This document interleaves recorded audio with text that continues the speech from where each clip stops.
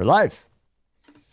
Waiting a couple minutes to start. No CJ as of right now. Everybody give your thoughts to CJ, who is not here with us right now, but maybe with us later. You never know. I like Cam Jones, Indiana. That's nice. Don't do this before the... Well, you don't want to talk about this during the podcast. Okay. You can talk about this all you want during the podcast. It's just like a nice, exactly what they want. They just did the same thing with Nemhard. Like, he's just like a good player that knows how to play. He's going to take Tristan Newton's minutes, though, and I wanted Tristan to get more minutes with them next year. I do like Tristan Newton, and think that he should land somewhere. That kind of guy is always good. Craig Porter Jr. Just a guard that's not so small. Like, Jared Butler's just a little too small. You wish he was a little bit bigger, and you give him a couple inches more, and then you're a good player. But man, it's hard to make it as a normal sized human being in the NBA.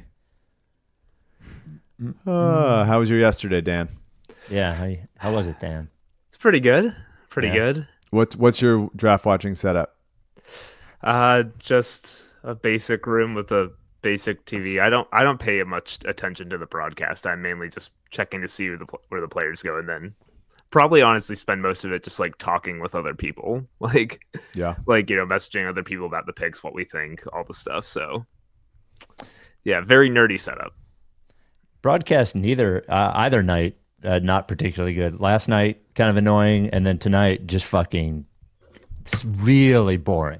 Like really dry. They're not giving you you could use a little bit of music, like a bed underneath. Give me a music bed. Yeah, just a little bit of something, anything.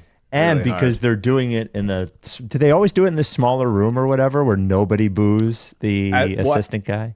As of last year. This is the first time. Last year was the first time they had 2 nights, and so they moved it to a smaller. I don't even remember doing 2 nights. I still don't know why they. I mean, I know why they do 2 nights, but like, I would rather just do it in one night, man. Yeah, I disagree. I think both setups are bad. Actually, I would like to do it 2 nights. I would like them to have people on the broadcast who know anything about anything, and like why Kendrick Perkins is there. Windhorse doesn't pay attention to college basketball. Well, Perkins Bobby is Marks. Not there tonight. Perkins is not there. No, he's tonight. not there tonight. He's not there tonight. Myers, Billis, Windhorse, just staring at Twitter on the right, and Bobby Marks. Is that who is that? Bobby Marks. Yeah. All right. So funny. Let's start it. Well, wait. I have to find the stuff because no CJ. Hang on. All right. There we go. All right, almost there. All right, on the show today, second round, Sixers to take Johni Broome, and we will discuss him. VJ Edgecombe tries to pick his number. As it turns out, that number might be already selected by a guy who is not on the roster yet. Plus, the Danny joins us. Dan Olinger joins us to see what he thinks of second round pick, of Edgecombe, all that kind of stuff. Rights to Ricky Sanchez podcast is presented by DraftKings Sportsbook. Sign up for DraftKings Sportsbook by using promo code RTRS. And brought to you by MortgageCS. Become a MortgageCS Ricky VIP by going to mortgagecs.com/Ricky. BodyBio. Get 20% off any BodyBio order at bodybio.com with promo code August. LL Pavorsky Jewelers, where Rights to Ricky Sanchez listeners go and get engaged, and Surfside Iced Tea and Vodka, the official canned cocktail of the Ricky. When you're sitting at home, whether it's a very normal setup, like Dan Olinger said, whether it's, I don't even know what Mike's setup is, whatever your setup is, whatever sporting event you're watching, you got to have a nice cold Surfside right next to you. Oh, yeah. Imagine it glistening. Imagine looking at that can, knowing the lightly sweet, beautiful flavors inside, and it's only 100 calories and only 2 grams of sugar. Oh my God. And the best thing is that there's no carbonation in it because it's iced tea, and what lunatic would want carbonation in their iced tea? Get it wherever you get your canned cocktails. If you can't find it wherever you buy those, go to drinksurfside.com. You got to be 21. Please enjoy it responsibly. Without any further ado, Amos and the chef.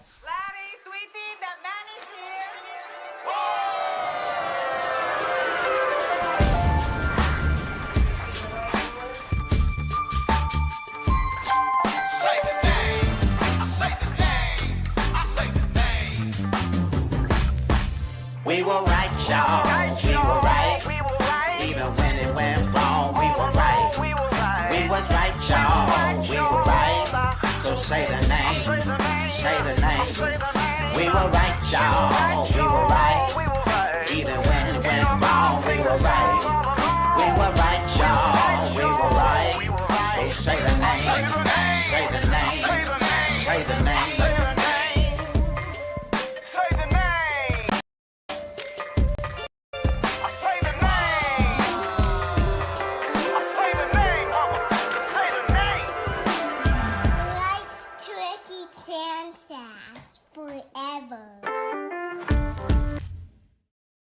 Welcome to the Rights to Ricky Sanchez podcast. I'm Spike Eskin, along with a guy whose number is 777. That is one Mike Levin. Here we go. Here we go. We drafted. I did not think that they were going to make a pick for a little while there, and then the you were second round nervous. played All out. those trades going on. Well, Yeah. trades going on. It wouldn't have been a bad thing. Like both. I think both teams that traded out of the early 30s got a good haul for it. And Yeah. if that happened to the Sixers, that would have been good.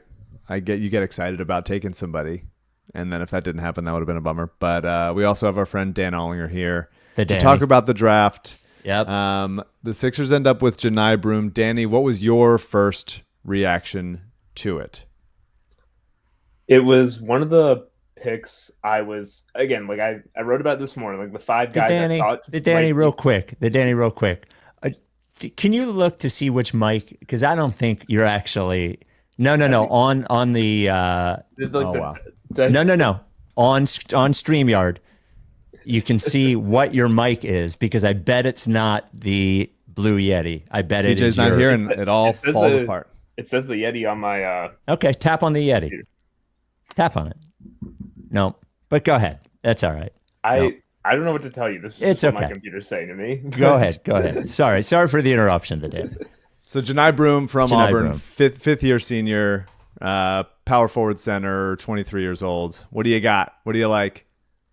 I think that Janai, like, it is a safe pick in the sense that, I mean, Janai basically, outside of Cooper Flagg, produced as much as anyone else in college basketball this last year. Like, I mean, again, he came second in the National Player of the Year award. Yeah. He anchored a team that made the Final Four, had a Yep. very real shot to win the championship. You know, I get it. Like, would it have been my pick? No, the guy went right after Adu Thiero, who I've written about a lot, was one of my favorites.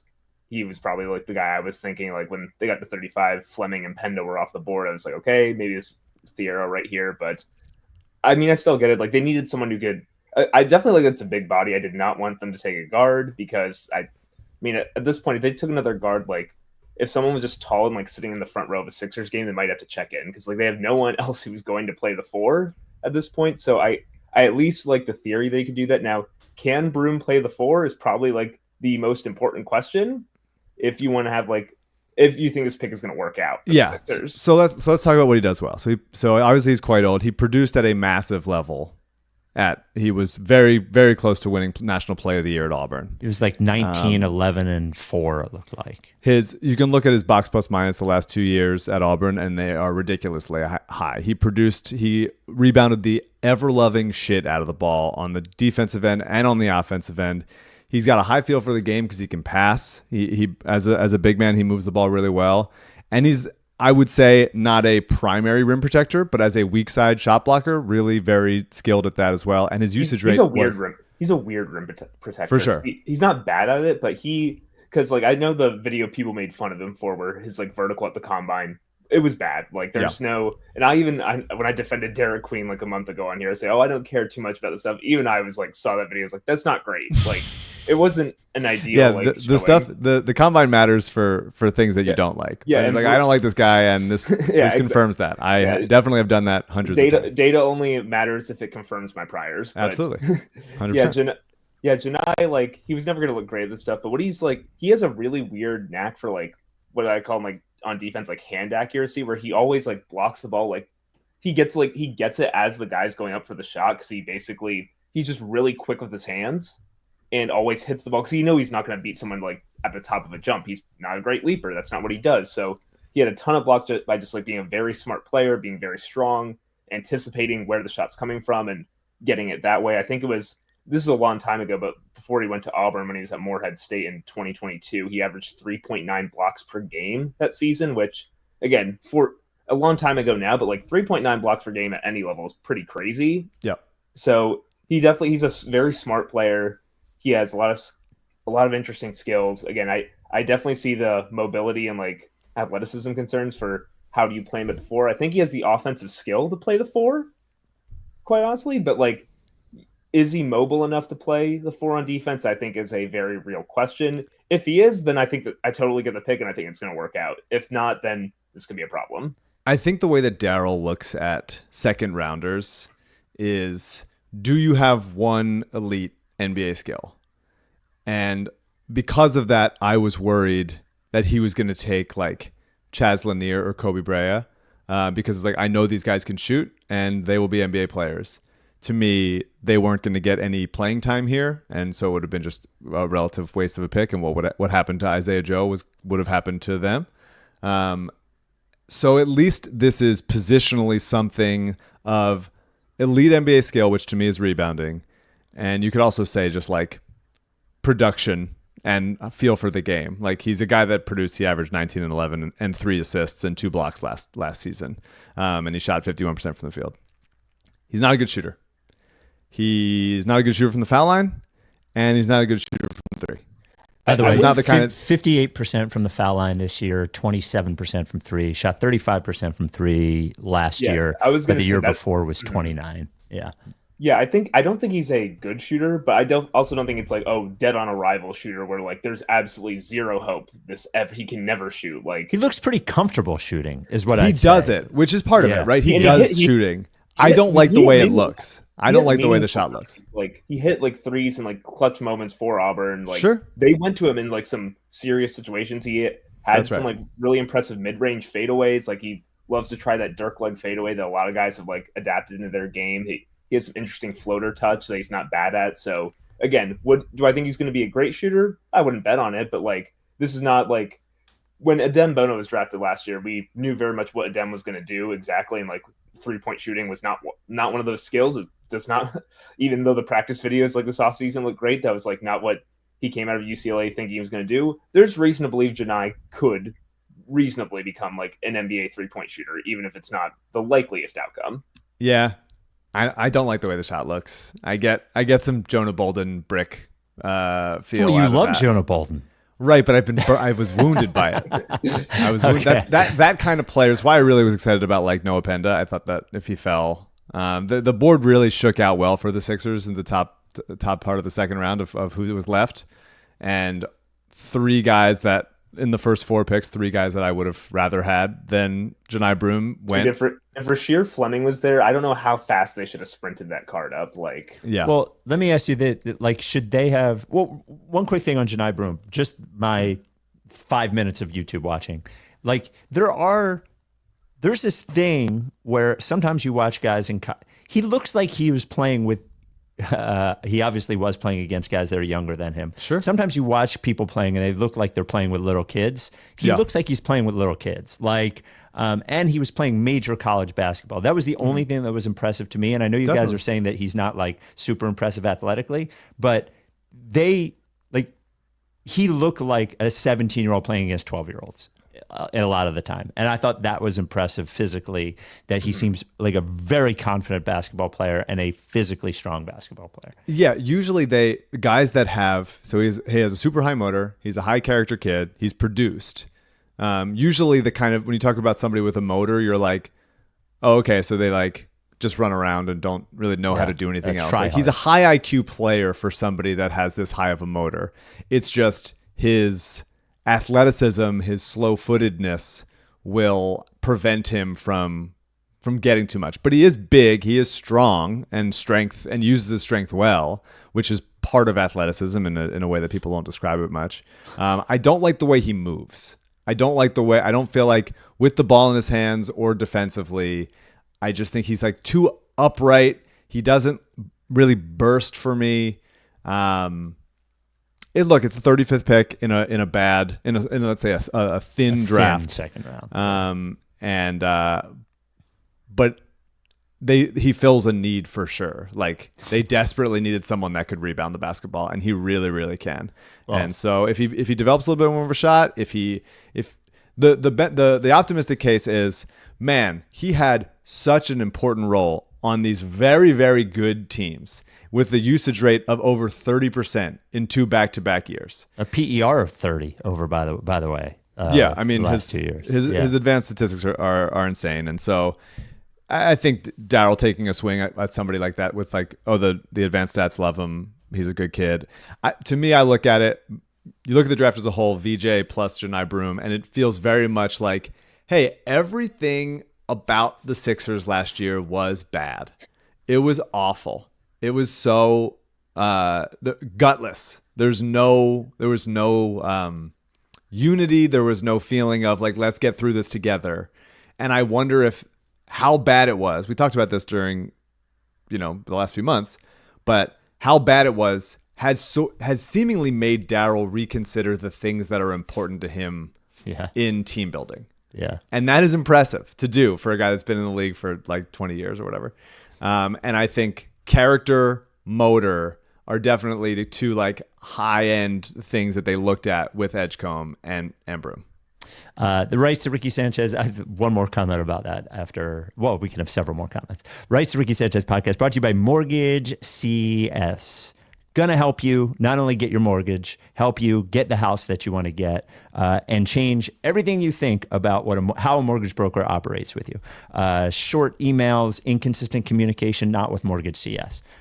Thorough emails. Very consistent communication there whenever you need them, morning, noon, night. Their entire team just really above and beyond. Everyone who told me what MortgageCS was like, I was like, wow, that's great. It's great. When I went through it and they helped me get the house that I'm in right now, just a completely different and better experience than any other mortgage broker you're ever going to use or maybe even have used. And as well, you will learn more about the mortgage process. And as well, they are independent, meaning when they are looking at the places to give you your loan, there are no deals with any bank, so you know that the loan they're steering you toward is the one that is best for you.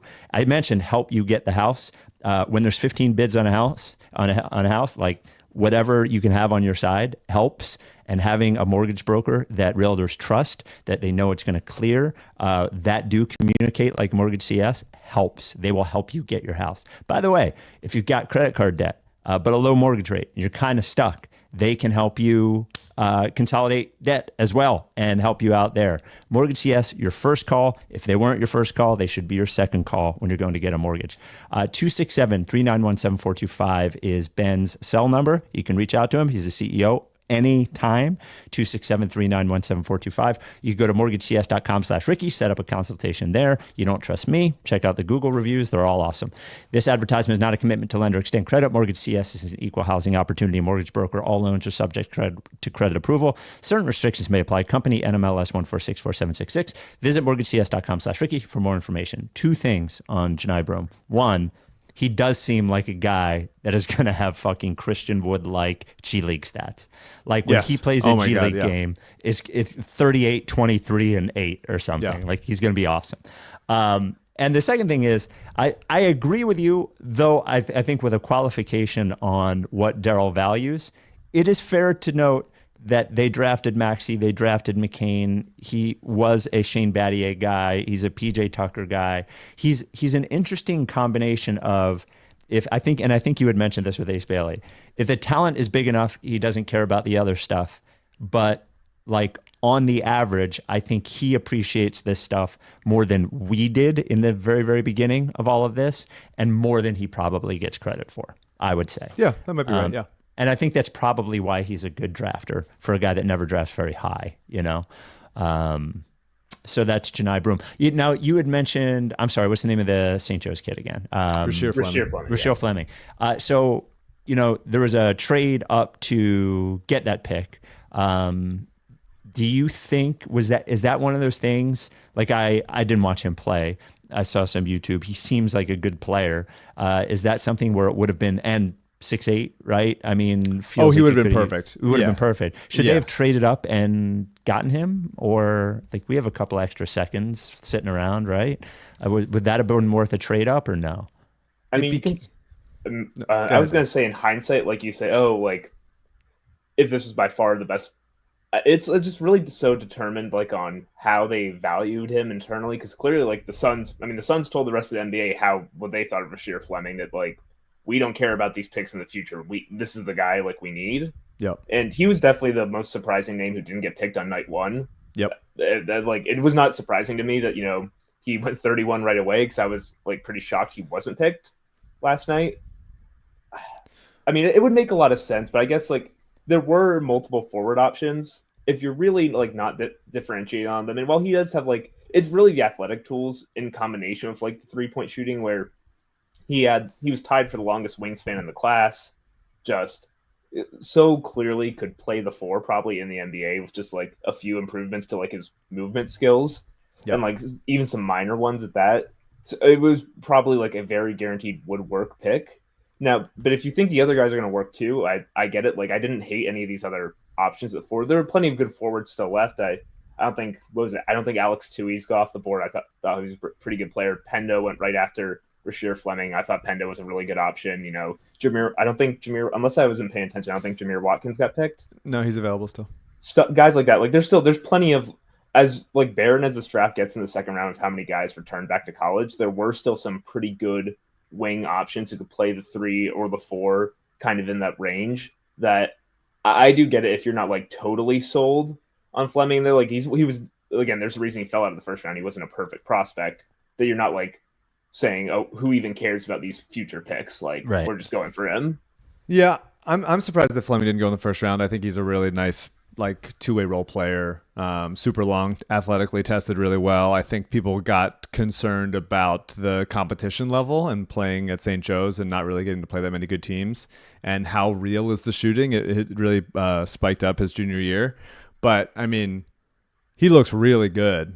Like the length, the size, the role, like that would be really a perfect fit for the Sixers as a guy that could just be, you know, somewhere between Robert Covington and Mike Scott as far as like a long power forward that can shoot. Like people are like, oh, I don't really, he doesn't know how to dribble. And I'm like, I wouldn't ever want him to. Like, please don't. Just move the ball, and either you're shooting it or you're cutting offensive rebound, whatever.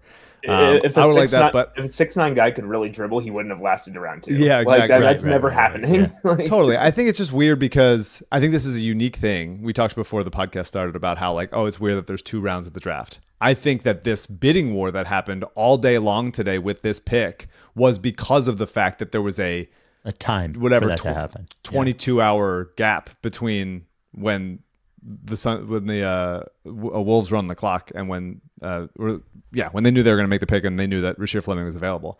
And so it became very interesting to me in a draft where everyone's like, it's thin, it's a thin draft, whatever. All of a sudden people are trading multiple second round picks, a lot of like stuff to move up 5-10 spots to get up into the spot. So I'm if the Sixers did it would have been like, all right, they're pushing the chips in because they believe this guy. They have a lottery grade on Rasheer Fleming, which I did. I had him at 14th on my board. I would have been interested in Penda. I wanted one of those guys to fall, but they end up sticking and keeping their powder dry for future stuff. And Broome is just a little. There's too many limitations for him for me to feel excited about him. I think as far as could he play center in a pinch? Sure. Like maybe if you're like running a switch scheme, but I don't really trust him guarding anybody fast on the perimeter. He's gonna have to be able to shoot, or he's gonna have to be like, oh, my basketball IQ and my ability to think the game at a high level makes up for my athleticism deficiencies. And wouldn't it be who I picked? I'm not like furious about it because at least it does fill a need and he does have an NBA skill. But I'm surprised that Daryl went so heavy on character, I guess is what I said, because this feels like the kind of that feels like a statement of intent of the kinds of players that he wants to surround Joel and Paul George with. Between Maxey, McCain, Edgecombe, and Janai, those are like really, really high character kids that they're putting together. So let's. I want to circle. We'll come back to the second round. I wanted to talk about one Ace Bailey thing and then a couple of Edgecombe things, and then we'll come back to the second round. Is that cool? Especially because you mentioned character. So the just a couple of notes on Ace Bailey. The first one being that Gavoni reported today that they told at least one top 5 team not to take him, which is so funny. It's such a funny way to say that. Well, okay, so it wasn't. We're not going to say who. Yes, so it wasn't the Mavericks. It wasn't the San Antonio Spurs. So, like, you would imagine it wasn't the Jazz because maybe they didn't. You know, he said he didn't even have any idea the Jazz were even interested. So it's either the Sixers or the Hornets. It's probably the Sixers, right? Yeah. It's probably just this. It's probably the Sixers. You open door number 3 and it's like, yeah, I got you, the Sixers. Now they were speculating on ESPN, and I I couldn't quite tell whether they were just guessing or whether they thought it was realistic that Ace Bailey might not even go to Utah like tomorrow or because he wasn't there today, where they would have expected him. But I didn't know if they were speculating or that they had some information that Bailey wasn't going to do it. It felt sort of reckless to speculate that on the broadcast. Unless they had information. Yeah. Sarah Todd was reporting that like that's just not the case and they expect him to show up. Okay. So former Philadelphia Sarah Todd? Yeah. Oh, is she in Utah now? Yeah. Oh, I didn't know that. I hadn't thought of her name in a while. I do wonder, like, I think back to the Ace Bailey thing, if it is the Sixers, like the two different situations. One, if the Sixers like weren't even considering Ace Bailey and they got like the calls like, hey, you better not take Ace Bailey. And they're like, whoa. Like, you know, LeBron scared meme or whatever. And then the other one is, if they were seriously considering him and they're like, we're not showing up, like, I know we say we think Daryl would have taken him anyway, but after the Simmons thing, after the Harden thing, I wonder if like what the stomach of both a GM in his situation and ownership. Yeah. And by the way, I don't blame ownership to be like, you know what? I don't want another guy who's not going to come. So I'm happy to not have to deal with this. Yeah. Yes. Wouldn't it be the most Sixers thing in the world to have to deal with this again? I'm so happy to not have to deal with this. Can you imagine those podcasts? And to end up with the opposite of him. We would be. Look, if I thought Ace Bailey was the guy and I was like, he's so much better than anybody else, like that's what I wanted with Porzingis, right? It was like, take Porzingis, not Okafor. Like, I don't really give a shit what his agent thinks. Like, take him and then figure it out later. I would have been down to do that. I just don't think Ace Bailey was worth it. And to take a guy like that's so much more high character and so excited, and the videos with him and McCain and Maxey coming down for the interview and him just, you know, him talking about it, his mom and the generator for 7 years. Yeah. And the fact that he was like sending his NIL money back home to the Bahamas to like allow kids that he grew up with or the kids that grew up in his area to go to the same like schools that he got to go to. Like that's just, I mean, that's just great, dude. It seems like a TV show, like a what Disney a lovely show or person. Yeah, what a beautiful, lovely person. And he also is crazy fucking athletic and has some of the nastiest dunk highlights you'll ever see. And so, am I still a little bit disappointed that they didn't like use a little more leverage to get a couple other things and they just truly stuck at 3 and stuck at 35? That is somewhat disappointing to me, but you can also get too cute and overthink it and end up with worse players. Yeah. And so they got 2 players that they like. They held there. Maybe other teams just don't want to fucking deal with Daryl and nobody trades with him anymore. So fair to mention though, nobody traded up into the top the high 6. lottery for sure. Yeah. But it does make me think of looking at everything else and all the positive praise that like the Hawks are getting for moving down 10 spots, still picking up a similar quality player in Asa Newell, and getting a really high level, maybe one of the most valuable traded picks in the league at this point in the New Orleans or Milwaukee first rounder unprotected. That would have been nice to have that haul all of a sudden in our pocket if there was somebody else we liked, if they liked Trey Johnson or something. Yeah, if they like, I think the most important thing was if they really, really liked a player, they should just take that player. Like to your point, don't get too cute and then wind up with a guy you don't believe in as much just because you get something else. I mean, they need players, like they need good players. Potentially they need really good young players because we don't know what the next year or two is going to be like. The Danny. For sure. In 1 second, because I know because the first guy you ever told me after we got number 3, I saw the Danny backstage at the lottery party, and he was like, "Your favorite YouTube big board guy is going to be VJ Edgecombe," and the Sixers have the only other thing on Edgecombe, all the positivity from him is that, boy, was it nice to have everybody in Sixers world happy for a day. Like everyone seemed, even though the first week or 2 weeks after the lottery, I think there was a lot of like Ace Bailey fighting, that like went away, it seemed like. And today, the positivity from everyone about Edgecombe, a player they can be excited about and a person they can be excited about, was a welcome, refreshing change for a team that has essentially had everybody mad at them for a year at least, you know. So it was a nice vibe today is the other thing I'd say. Danny, what did you don't even like being called Danny. Dan, what did you think? What do you think of, I'm sure we talked about Edgecombe with you when you came on the pod last time, but your thoughts on him as a Sixer? Yeah, like, and I think what you said there about everyone being happy speaks towards, like, you know, a guy like Ace was pretty polarizing in terms of just, like, at least from my view of, like, how a lot of people thought about him. And a guy, you guys know that I supported a lot, Derek Queen, was pretty polarizing. Like, there was a lot of, like, these guys who people had very drastic opinions on.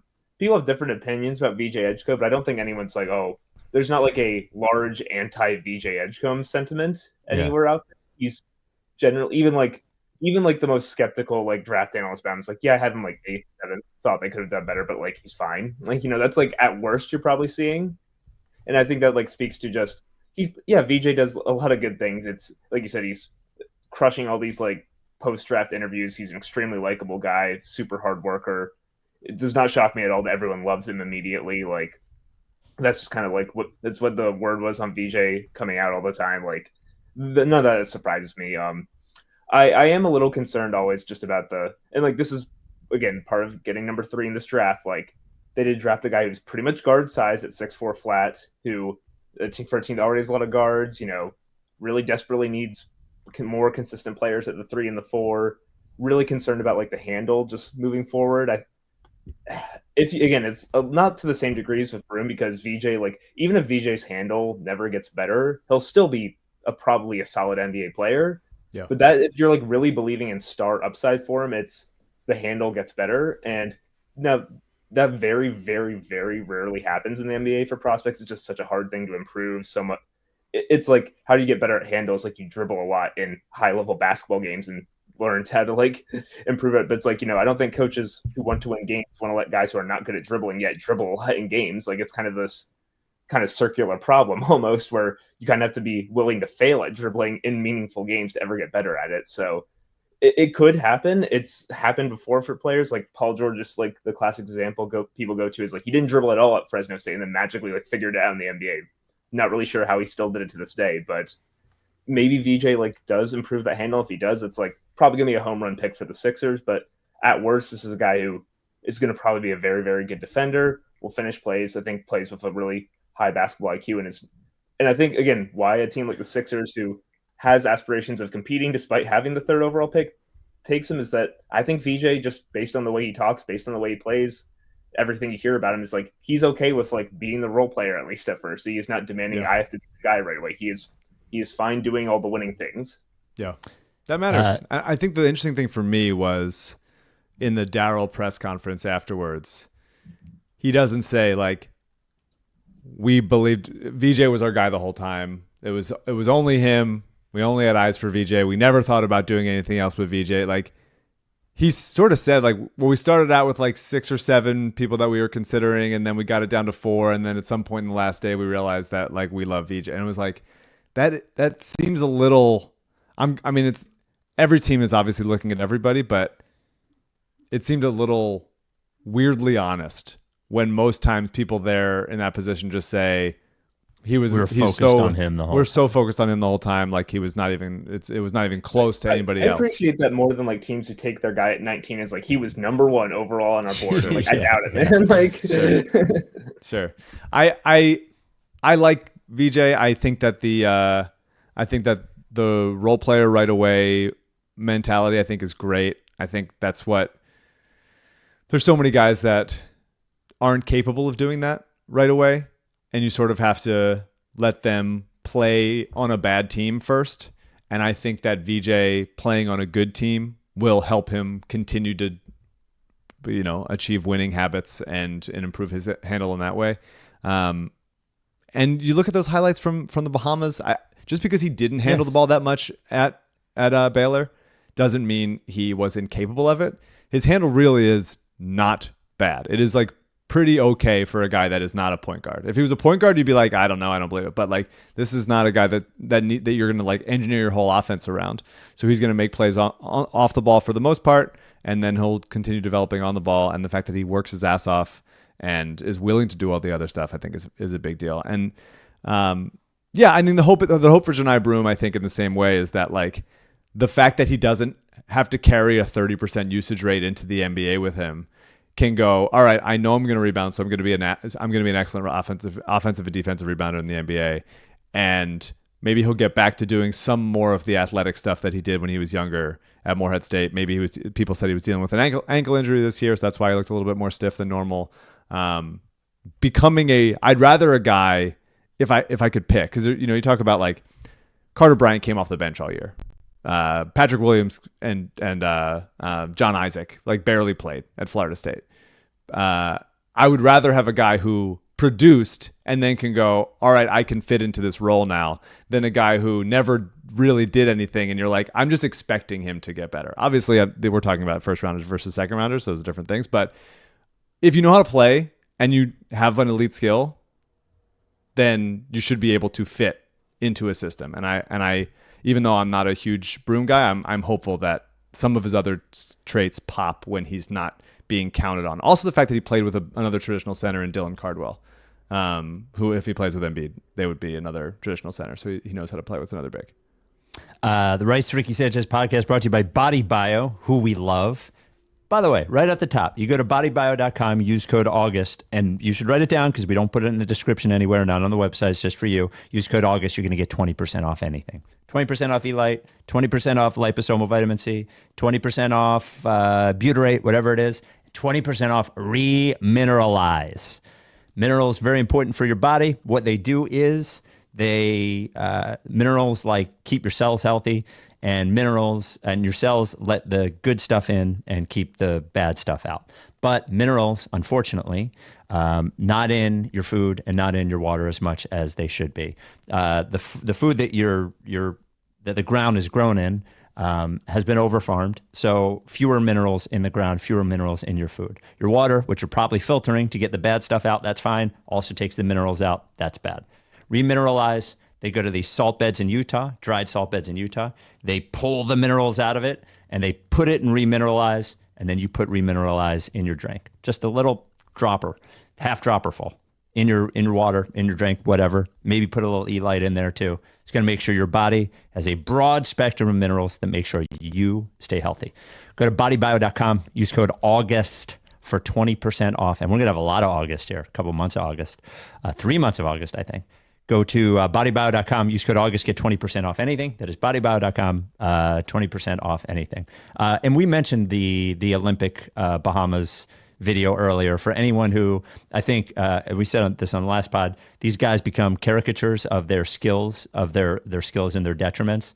And people hear the handle all the time and they think like he's dribbling like Thad Young or something. He dribbles like a guard. He just doesn't have a tight, like, lead guard dribble or anything. But I didn't think his dribble was like bad.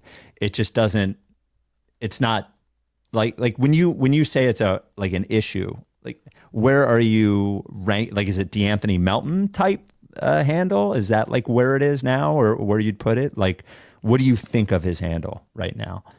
Well, Melton's probably the most accurate comp for VJ, I would say, just like trying to like temper expectations in terms of like a understandable outcome. I think there's a lot of traits in terms of how they contribute defensively, how like the spot up 3-point shooting works, but also like the handle being like not unusable but like inconsistent, and then also the finishing, like now VJ's a much better like dunker and leaper on a runway than DeAnthony is, but they both have problems like layups and like certain, like that was their biggest thing, was just contested layups.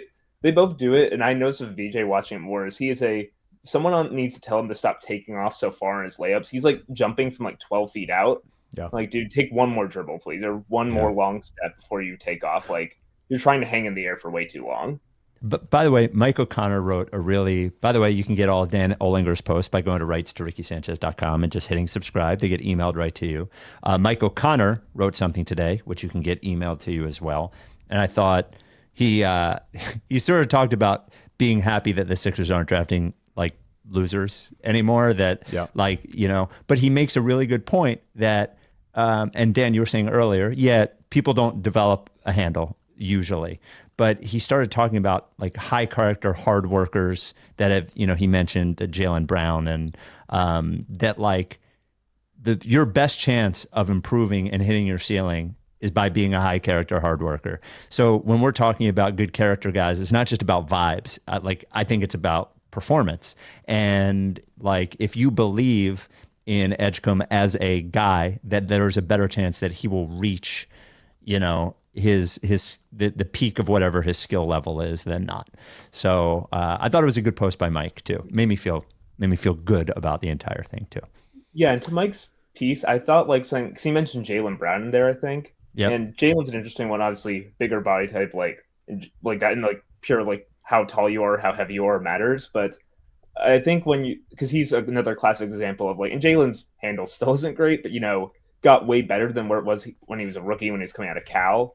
And he's playing 15, 16 minutes a game as a rookie too, fair to remember too, And I think that's the key part, is that like joining a good team and a good environment right away that's really what was key to his development, is the fact that, yeah, Jaylen Brown had these weaknesses. He also had these incredible strengths, and playing on a team like the Celtics been so good for so long, they can kind of hide like him being like weak at certain things to not inhibit them from winning important games, which kind of made it easier for him to develop those skills more and more and more, because like you can give him that runway to, okay, Jalen dribbles it off his foot once or twice a game, but he's shooting really well on threes. He's getting better at defense, and we still have like some really good players around him, and we're not really losing these games. So it's going to keep working there. So like the VJ's very much, again, if like this is all based on, you got to trust the rest of the Sixers, which didn't go well last year, but if like, this team, the theory of the team works, with Jared, with Tyrese, with Joel healthy for however X amount of games of a better Paul George season,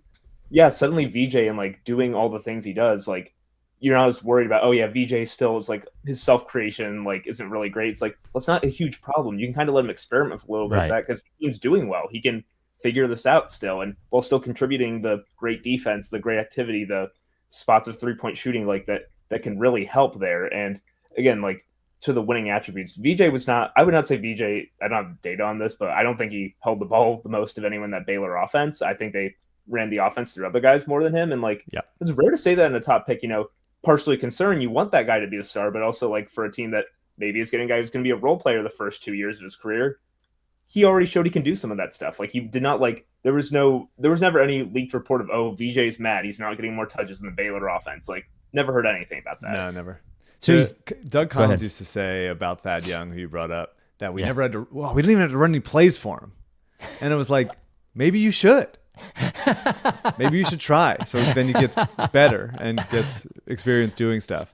But VJ being able to do and produce without having, just like within the flow of the offense. I think both guys that they took, and you can look at the finals, I keep going back to the finals, think about the Pacers of like, so much, it is hard to guard players when they are moving. It is easy to guard them if they are standing still. And so much Sixers basketball is standing still. Yeah. When Harden was here and when he's not here. Yeah. You think about Ben just standing in the dunker spot for a long time. There's too often for this era, these many eras of basketball in the last decade have just been guys standing still. And to draft some players that are willing movers, and McCain is obviously very much that as well. And Maxey has been in the past, sometimes gets a little standstilly, but it's important to have some fluidity to the offense, have some randomness to the offense, and hopefully that comes through in Nick Nurse's coaching next year. So VJ is 77. Now, if you watch the video of him signing the Polaroid. Number 77, not age 77. Yeah, it's not age 77. Janai Broome is age 77, which is actually a pretty inspiring story. When you look at the video of him autographing it, it is clear that he has written number 7, and somebody says something to him, and he puts another 7 on it, and he goes, oh, we'll double it up then. So I guess that is our indication that Kyle Lowry is coming back. I think it's, who knows? I think probably Kyle hasn't decided, and they're probably just like, hey, if you want to be here, we'd love to have you for the minimum. I would then they're assume, like, they didn't want to disrespect Kyle by giving his number away, I guess. He's officially still on the roster until Monday, by the way. The league year hasn't begun. So it's amazing how quickly the finals end, the draft starts, free agency starts. It really is completely compressed. 77 is a terrible number, man. It's a terrible fucking number. It's think? not a basketball number. It's not a basketball number. Luka's made it cooler for people over the last few years. It's definitely risen a lot with a lot of players. Because the fact that it's the same number twice, I think, gives it a little bit of. If it was like 78, then it'd be like, oh god. But 77, there's something kind of cool about it. Is he playing guard? He's playing offensive guard. Like, what are we doing here? If you're good enough, like that, you make the number cool. That's the thing. It's like Luka did not like. I remember when Luka got announced as 77. I was like, why on earth would he pick that? And now I don't mind it at all because I watched one of the best basketball players on earth, and like suddenly I don't really care if his number like looked weird at first. So hey, maybe VJ's that level, and then suddenly we think 77 is awesome. If you squint and you're a little tilt a little bit, 77 looks a little bit like VJ. Think about it. Does that sound like it's got to be a talented artist can make this happen. I believe in them. Abby, come on, Abby, make VJ 77. So. VJ would look just like 77 if it was like two numbers that weren't letters. Like I agree on but that. as close as you could get. Yeah. As close as you could get, I think. Well, TJ looks more. Does TJ look like 77? No, TJ T definitely doesn't. Yeah. JJ. The reverse. Yeah. This is good podcasting. Yeah. But yeah, I mean, you ask. There's a lot of good like role player comps for VJ, and then you start to get excited about like, well, what if he improves? What if he's Dwayne Wade? At a couple other things. Yeah. What if he's I mean, you look at Oladipo. Did I say this in the last podcast? But like, people talk. MOC said, I don't really see the Oladipo thing. But like, you look at Oladipo's numbers as a freshman at Indiana, and he was such a role player. He was like really not doing that much. He was a better ball handler than VJ is at this point. Not at that point though. His junior year, he really popped. Okay, all right. Yeah, I just remember when he was in the draft. I don't remember. Yeah, it became him and Cody Zeller. Like, oh, that's a really good pairing. They're a good team. That kind of thing. But as a freshman, like he's kind of just such a unremarkable role player. So I think that's important to look at when you're trying to propel guys forward and project them. So, but I mean, Drew, Donovan Mitchell, Oladipo, like you get excited about some really athletic guys that are also fluid, you know? Mm-hmm. So, like other second round stuff, you guys. Yeah, there's a handful of guys that I'm interested in that are still available. Tyrese Proctor, who was mocked to the Sixers at 35 a little bit, just went and is going to Cleveland. I'm happy to not have him. I would really love RJ Lewis, St. John's. I'm a little tepid on RJ. For an undrafted free agent, Dan? I mean, I'm not like, oh, yeah, if it's undrafted free agent, I'm not like, oh, yeah, then it's fine. I'm just like, I'm not like as optimistic on RJ as you are. Just guessing by your tone. Sure. I think as far as high motor, plays defense, defends his ass off, is athletic, has a really nice mid-range game. Another guy that took a big role in college that obviously would not have as big of a role in the NBA. If he can extend his range, then he's a really interesting player to me. I also like Kadary Richmond, who was his teammate there, who is he's like a he's like a poor man's this version, like Kadary Richmond is like an LA Fitness's Shai Gilgeous-Alexander. Like you really have to go down a lot. But I don't know about that, man. I'm taking him to LA Fitness. Damn, I'm taking him to LA Fitness. I'm taking him all the way there. He's just smooth and nasty. He has no shot whatsoever. He can't shoot at all. Dan, I'm taking him to LA Fitness. Dan, we're talking about undrafted free agents, and Dan's telling me to cool it. Yeah, there's guys he likes more. Well, you brought up the name of the MVP, like. Jackson Robinson. Interested? Wow, that's Kentucky, BYU. It's been hard because, like, again, 3 months ago, before all the returnees happened, I thought everyone who was going tonight were going to be like mainly the crop of undrafted free agents who, like, I was not like, I think Javon Small just got picked, and I was like thinking, like, oh, I thought this guy is going to be late 50s, UDFA, like interesting guy, but now everyone just had to rise up the board basically. I'm intrigued by Max Shulga at VCU. I think he's an interesting player, knows how to play, can move the ball, can do a little bit of everything. I love Chucky Hepburn at Louisville. He's such a fun player to root for. He's a really, really good defensive guard and knows how to play the game. He's just small, but I think he'll make it somewhere for a little bit at least. And I like Victor Locken on Clemson. I'd be interested to see if he ends up going. I think he's a player that's is really big and hard to stop inside. Has some nice touch. Kobe Johnson, UCLA, kind of always never developed. Should have been better. Should have been interesting. He played at USC and then transferred to UCLA. I love Mark Sears. He's fun. And then Peyton Sanford. Oh, good. Well, I just wanted to talk about LL, and then you can finish your list. I can keep going, but yeah, talk about LL. Well, no, you can keep doing your list. I just want to make sure. What's that? Do them at the same time. Yeah, you shout out the other one. I'll say a line about LL, and you give it a second rounder.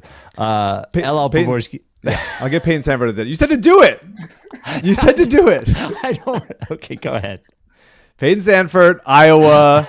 He's a big wing who can shoot. He doesn't do anything else, but you see all those guys that like Milwaukee and Boston have had, and you're like, why don't we have any of those guys that are big wings that are money shooters? Peyton Sanford could be that. All right. The Rights To Ricky Sanchez podcast brought to you by LL Pavorsky Jewelers. You want to get engaged?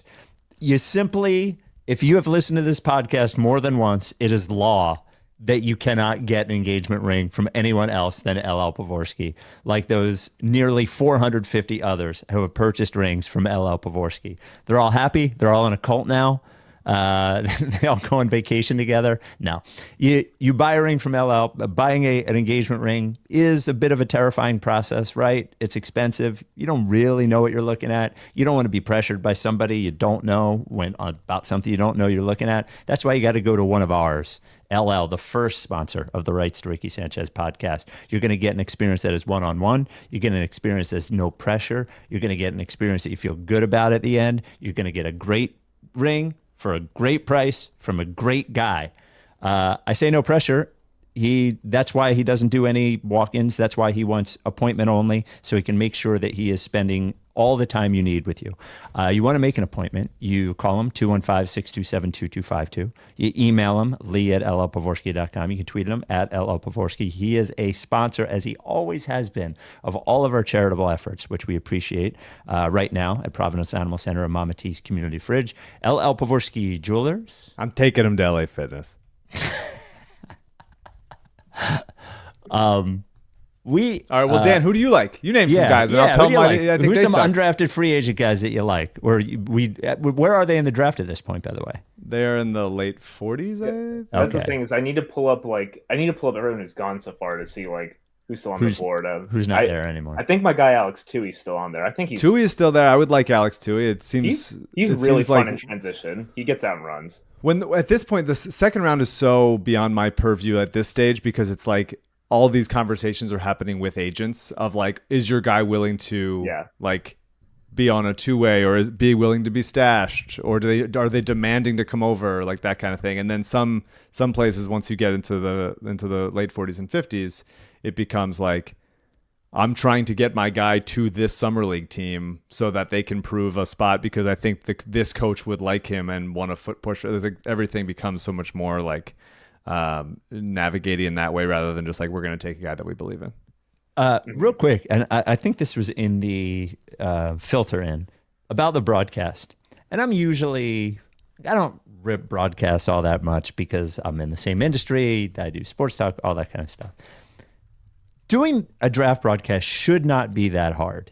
Like NFL, like you have one person who's the point guard, right? One person that's directing the questions. Have one person who is a super draft expert.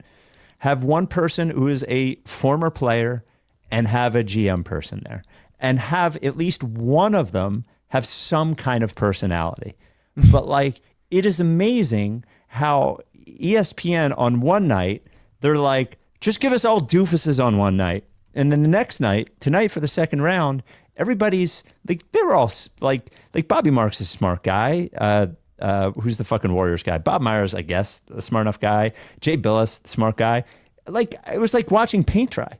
It's so boring. This is not that hard. They are the biggest sports company, the like media company in the United States. It shouldn't be this hard. Like it really shouldn't be this hard to have a good draft broadcast. That's my only thing on that. I had to say that. I don't dispute that it was a little bit boring. I do think a music bed underneath would have helped a little bit. Music bed would be great. Maybe some dancers. But I don't know about the dancers. But why do we have Wendy up there just fucking like, looking at Twitter? It's just people that don't care about the second round, and it's like there's not that many picks. It's not the NFL draft. There's not that many picks. You can be more animated and excited about them. Like you can act like this matters. You don't have to say like, hey, while we were in commercial, these 4 guys got drafted. Right. And let's talk about MJ versus LeBron right now. Like I do think that at least before we start doing this podcast, the first like 8 to 10 picks, Malika was leading them in let's talk about these players, which I thought, which I appreciated. It was just so dry. Music bed. Music does a lot. Music does a lot. I think Malika Andrews actually does a fine job, actually. Yeah, she's great. When I say fine, I don't mean like okay. I meant she does a fine job, but like just so boring. And I say this hesitantly because I know he's going to end up running the Sixers. But watching Bob Myers makes the throw up come up right to here in my neck. What about him? He's just so like, I know you drafted Draymond. I know, like, sure. But everything just goes back to the same fucking 3 things what we did in Golden State. Yeah, it's like, oh my God, enough, man. I don't mind that during the draft. I mind it during like a broadcast when he's on. Yeah, like the thing is like you shouldn't be allowed to be here. Yeah, you shouldn't be allowed to be here. All right, the Danny. Anybody you like? Any particular picks in the second round you love? Hey, the Danny. What did you think of the Nets and their reach in the top 10 last night? Would not have been my pick. I mean, I don't want to talk too much because like I think we did doing like a way too early mock draft. Okay. Back at like the start of the season, we had Demeen like top 5 just because he like it was just supposed to be reactionary basically, and like he had like the 3 best games to start the season, and then immediately went a lot worse from the Big 12 plays, which is why he understandably fell. It's not like I don't think he's a terrible prospect. Just like again, like that was definitely after the first 7 where I kind of could see most of those picks coming. That was definitely everyone says like there's always a moment where everyone stands up, and I feel like that was the first one that really caught everyone off guard. Like. And how did you feel about that giant trade to get your guy Derek Queen? And how do you feel about his he landed in New Orleans, right? That's where he is, right? Yeah. What do you think about Derek Queen in New Orleans? I still love Derek. New Orleans just had such a rough last however many years. Like I am just worried that's not going to be a great environment or fit for him. I still believe in Derek a lot, the player.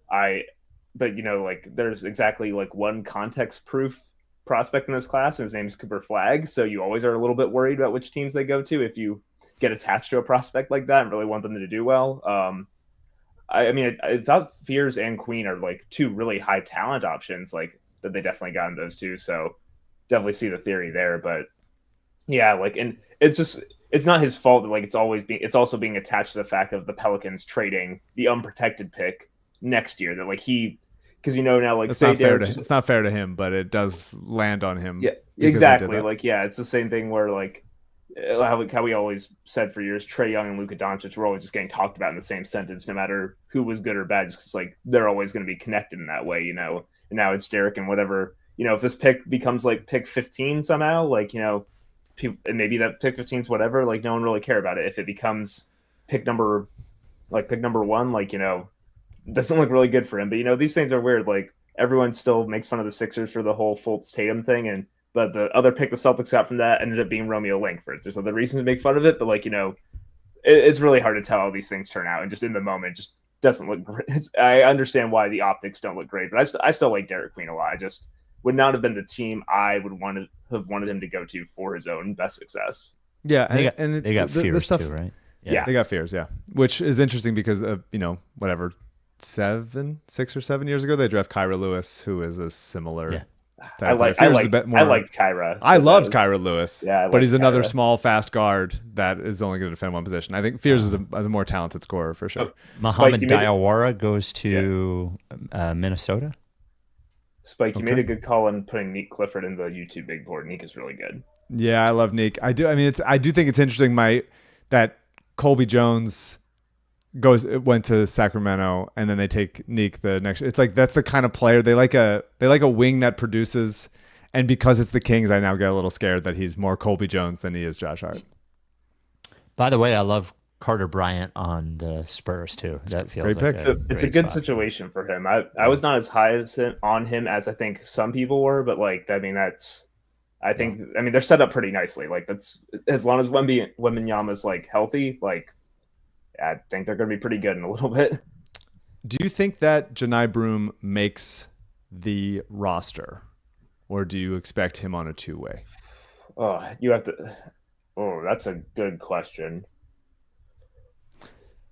I mean, one thing matters is if we expect Drummond to opt in, but I wonder if he ends up being dumped somewhere from a salary perspective, if they end up spending a pick to dump him somewhere. Yeah. Right. The Warriors just took Alex Tui. Because there's not they don't have a lot of roster spots. They kind of do. We'll see what happens with Yabusele. It depends what happened with. They could let Lonnie Walker and Jared Butler go. All right. They can let Kyle Lowry retire if they end up dumping Gordon and Drummond.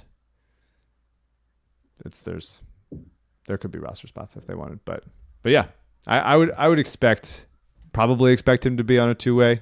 He feels like a two-way guy, right? But it's not.